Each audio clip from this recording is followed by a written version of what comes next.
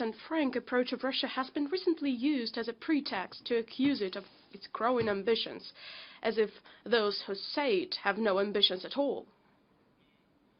However, it's not about Russia's ambitions, dear colleagues, but about the recognition of the fact that we can no longer tolerate the current state of affairs in the world. What we actually propose is to be guided by common values and common interests rather than ambitions. On the basis of international law, we must join efforts to address the problems that all of us are facing and create a genuinely broad international coalition against terrorism.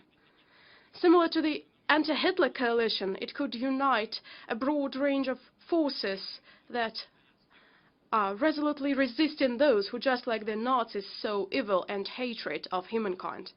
And naturally, the Muslim countries are to play a key role in the coalition, even more so because the Islamic State does not only pose a direct threat to them, but also desecrates one of the greatest world religions by its bloody crimes. The ideologists of militants make a mockery of Islam and pervert its true humanistic values. I would like to address Muslim spiritual leaders as well.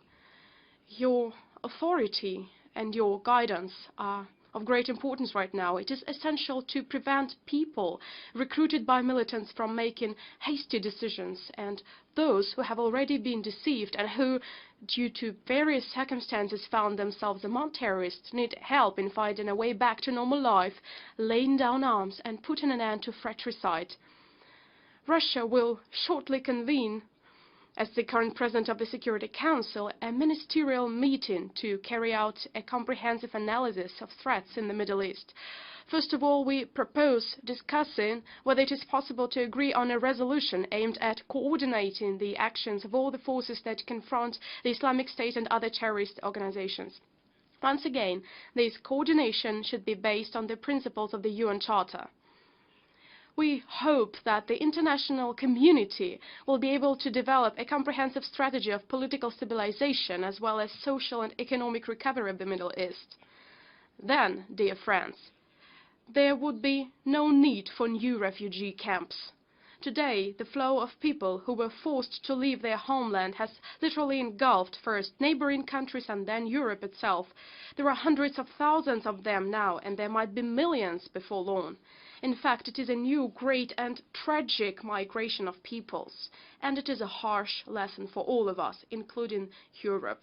I would like to stress, refugees undoubtedly need our compassionate support.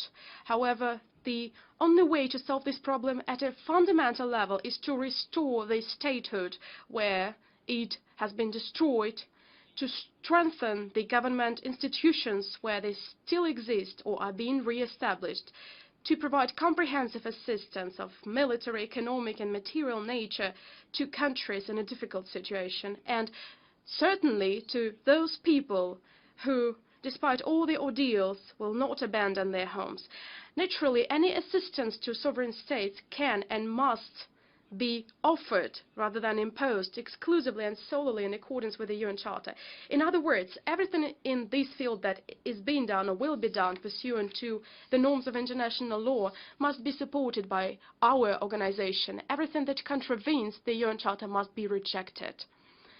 Above all, I believe it is of the utmost importance to help restore government's institutions in Libya, support the new government of Iraq, and provide comprehensive assistance to the legitimate government of Syria.